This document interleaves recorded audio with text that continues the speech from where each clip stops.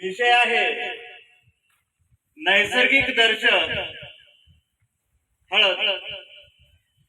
आता आपल्या टेबलवर काही वस्तू इथं दिसत आहे.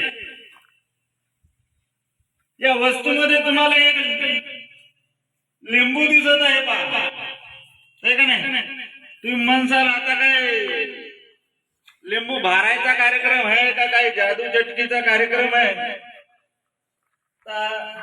आपण पाहू काय जादू चटकी होणार आहे ते. आपल्या धुण्यातला सोड्या घेतलाय मी, धुणं धुयाचा. आता इथून गेले की काय गेला कामा असतील. नंतर याच्यात घेतलेली मी आपल्या प्रत्येक भाजीमध्ये स्वयंपाकामध्ये वापरली जाणारी हळद, जो आजचा आपला मुख्य विषय आहे. हळद कशी मिळते तुम्हाला माहित आहे? नैसर्गिक पदार्थ आहे तो.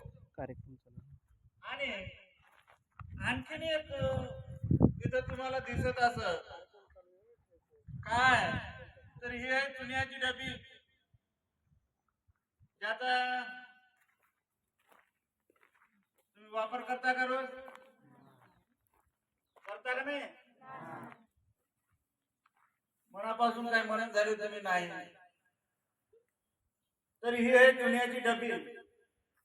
आता आपण थोडस वैज्ञानिक दृष्ट्या याच्याकडे पाहू. हा चुना कॅल्शियम ऑक्साइड, हायड्रॉक्साइड आणि हा धुण्याचा सोडा कॅल्शियम कार्बोनेट, लिंबू याच्यामध्ये काय असते? सायट्रिक ऍसिड असते. आणि तो नैसर्गिक पदार्थ म्हणजे आपला हळद, तो नैसर्गिक दर्शक म्हणून कसा उपयोगात येतो? हळदीचा गुणधर्म आम्ल पदार्थ आणि आम्लारी पदार्थ दाखवण्यासाठी होत असतो. तर यासाठी मी या ठिकाणी आदित्यला बोलवतो आणि आपण एक प्रयोग पाहू की काय होणार आहे.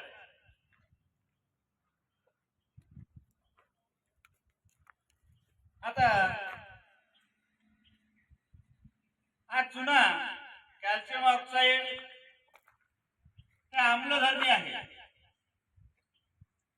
आणि हे लिंबू तुम्हाला माहित आहे. चुना हा आम्लारी धर्मी आहे, लिंबू सायट्रिक ऍसिड आहे म्हणजे आम्ल आहे.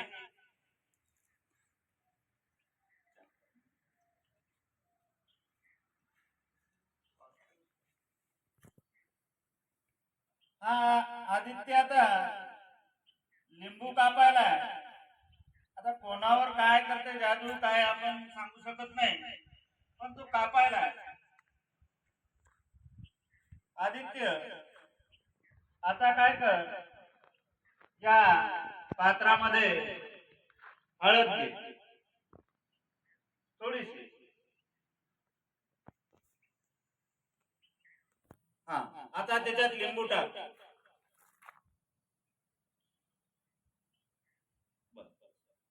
आता त्याला थोडस हे कर. आपण या एका पात्रामध्ये लिंबू आणि हळदीचं मिश्रण केलंय, टाक आणखी.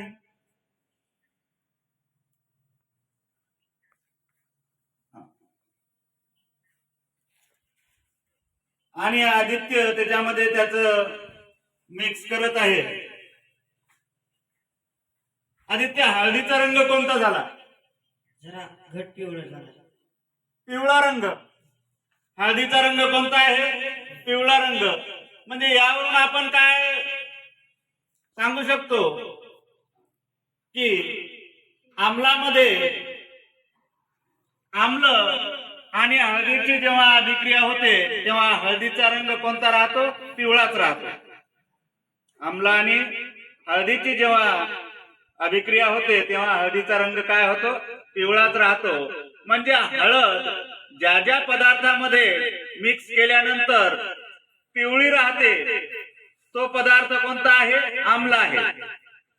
तो पदार्थ कोणता आहे? आम्ल आहे. ठीक आहे आदित्य, तू जाऊन बस आता जाग्यावर. आता या ठिकाणी हळद घे.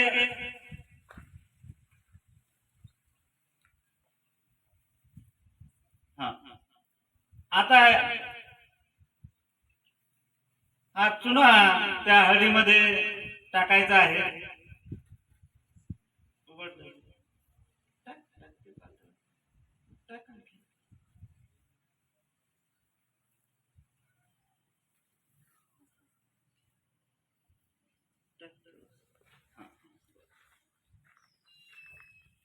आणि याच्यात थोडस आपण काय करू?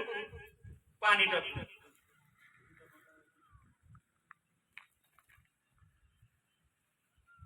याच्यामध्ये आपण थोडस पाणी टाकू आणि त्याला चांगलं मिक्स करू. आता पाहू आपण याचा रंग कोणता झाला. सारिका, आपण चुना हळद एकत्र केलं, त्याचा रंग कोणता झालेला आहे? लाल रंग झालेला आहे. म्हणजे आम्लारी सोबत जर हळदीची अभिक्रिया झाली तर त्याचा रंग कोणता होतो? लाल रंग होतो. हे यावरून आपण सांगू शकतो. हळद काय आहे? नैसर्गिक पदार्थ आहे आणि ते नैसर्गिक पदार्थ आपल्याला आपल्या दैनंदिन जीवनातील पदार्थ सांगते कोणता आम्ल आहे, कोणता आम्लारी आहे. हे आपण या दोन उदाहरणावरून इथं पाहिलेलं आहे. आणखीन आपण एक उदाहरण पाहू. सारिका, आता तुझा बस. पदार्थ आहे, मुलींच्या जिव्हाळ्याचा विषय आहे, जबाबदारीचाही विषय आहे. आपला कपडे धुण्याचा सोडा आहे का नाही? काय नाव आहे तुझं सांग? आकांक्षा विष्णू लांडे.